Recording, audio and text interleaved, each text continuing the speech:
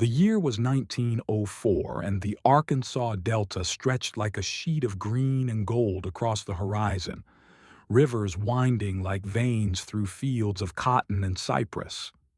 The town of Merrow Creek sat quietly along one of those rivers, a humble place with barely 200 souls. It had one school, one church, one bar, and one butcher, a man named Edwin Cawley. Edwin was known for his skill with a blade and his silence with words. He rarely laughed, but he was never cruel.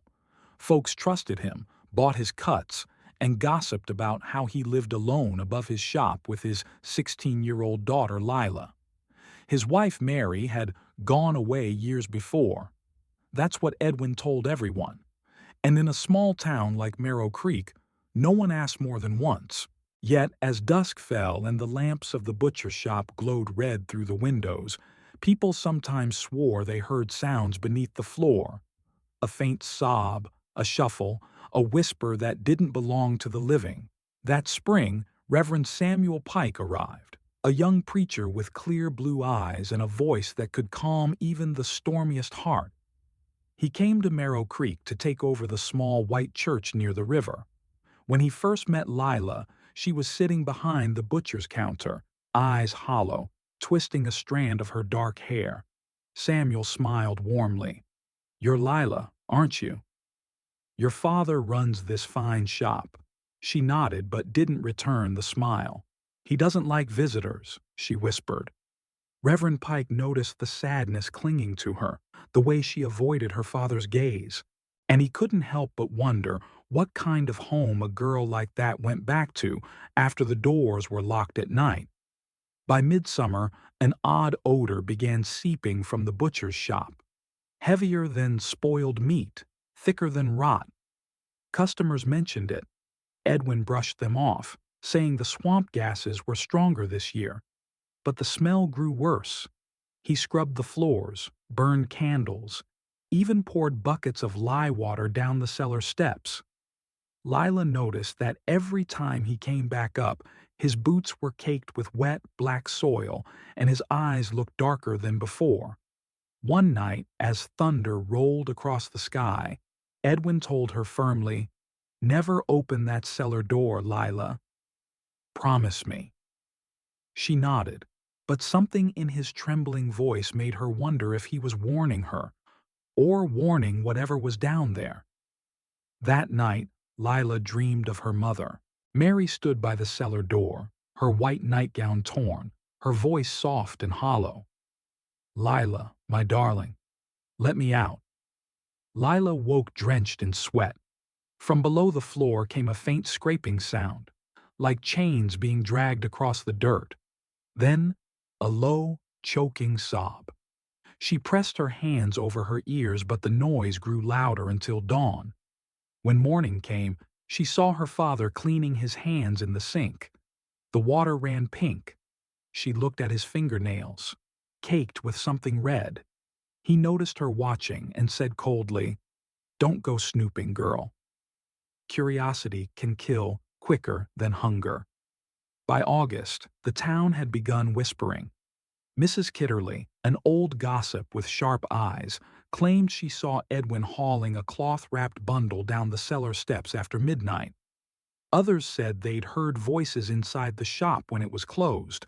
A man and a woman arguing, followed by silence. But Edwin had been their butcher for nearly 2 decades. People didn't want to believe their own fears. They kept buying his meat and looking the other way.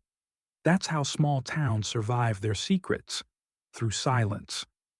Reverend Pike's sermons began mentioning the hidden sins that rot beneath our homes. Some thought it was metaphorical. Others wondered if he was speaking of something real.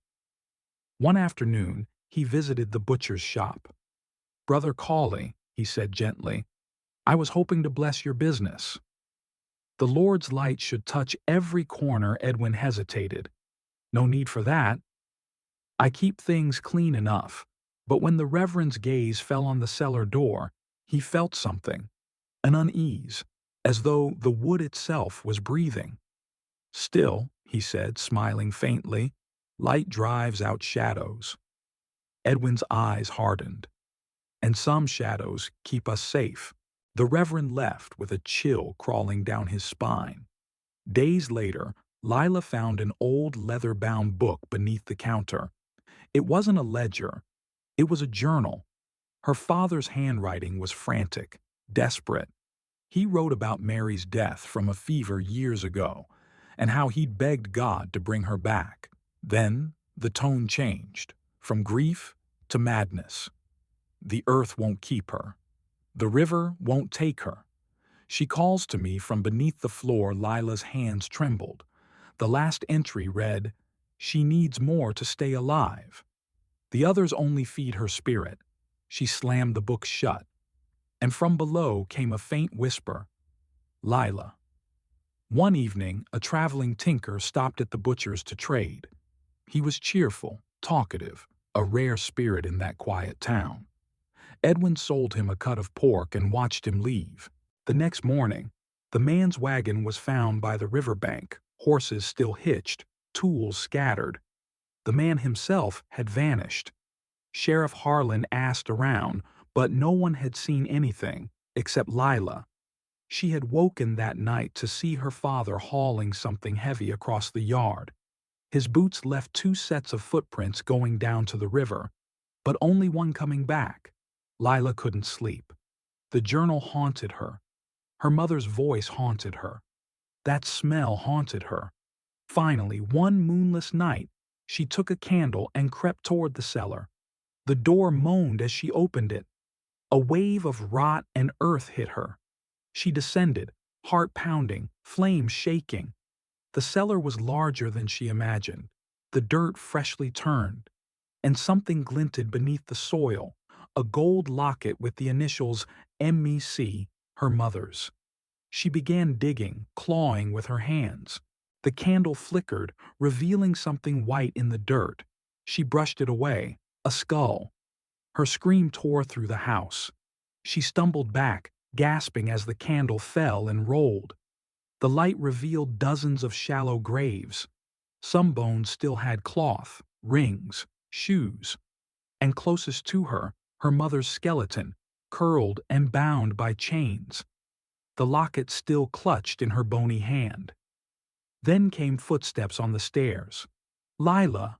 Her father's voice trembled. "You shouldn't have come down here." He stepped into the candlelight, face pale, eyes wild. "They wouldn't stay buried," he whispered. "She kept calling. She wanted company." He fell to his knees, sobbing. "I did it for love, Lila. I kept her alive the only way I knew." Edwin confessed through tears, his mind fractured by grief. When Mary died, he refused to bury her far from home. He placed her in the cellar, praying for a miracle. Then the voices began. Or maybe it was just his madness. He thought she needed more life to stay. He began bringing animals, then drifters. "I fed her," he wept. "Fed her so she wouldn't leave me." Lila screamed, "You murdered them." He reached for her, but she ran. His sobs echoed after her, broken, pitiful, the sound of a man consumed by love turned horror. Lila burst into the night, barefoot, blood on her hands.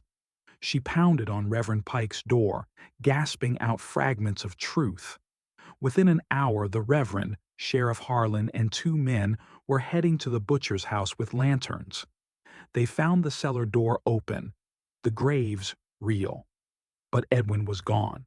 Only his knife lay on the table, and beside it, a note scrawled in shaking letters. "Tell her I'm sorry. I'm going where she waits." The back door stood open, leading toward the river. For 3 days the townsfolk searched.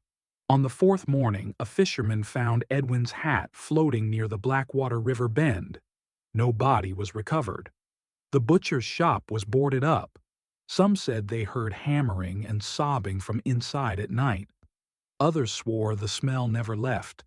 Children dared each other to knock on the door after dark, but none stayed long enough to hear the faint, rhythmic chopping from below.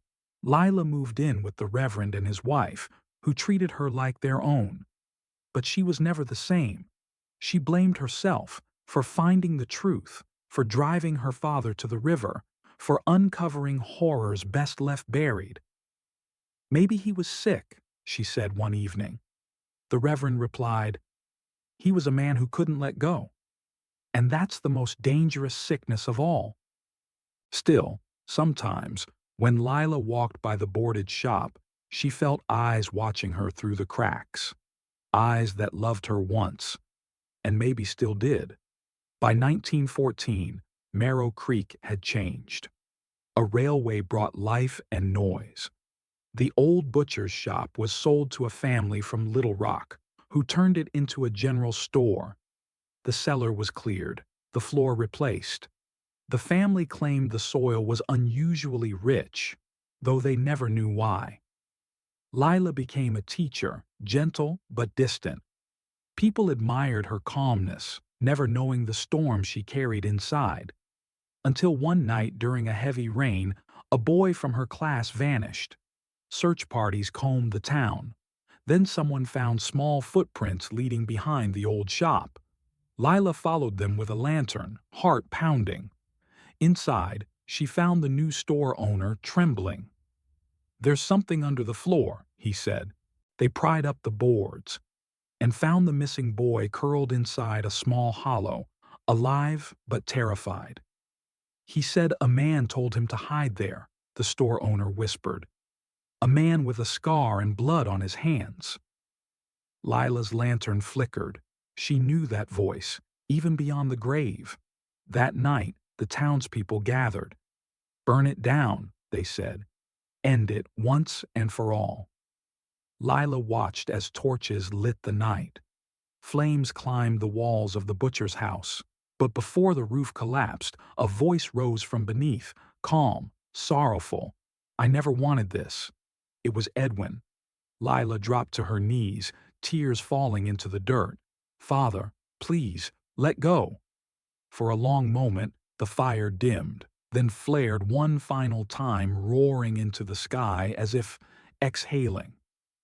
When the smoke cleared, the cellar had caved in, sealing whatever darkness had lived there.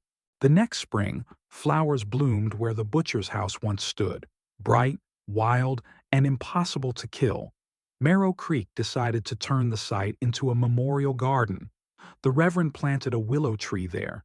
Its roots dug deep into that cursed earth, and yet it thrived.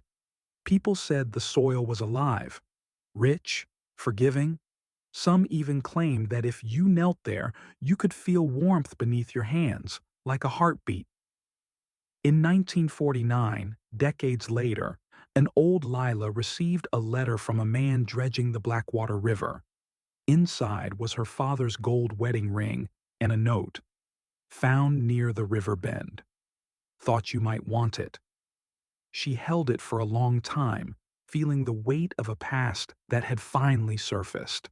Then she walked to the garden, dug a small hole, and placed the ring in the soil. "Rest now," she whispered. "You've fed enough ghosts." That night, she dreamt of her father smiling, standing beside her mother under the willow tree. When Lila died in 1951, her neighbors found a journal by her bedside. The final entry read, "Sometimes the monsters we fear are not born of evil, but of love that refused to die. Let go, or you too may bury your heart beneath the floor." They carved those words into the stone marker in the garden. Today, people say that when the wind blows through Marrow Creek, it carries the faint scent of lilacs and iron, a reminder that grief, if left to fester, can rot into horror. But forgiveness can make even cursed ground bloom again.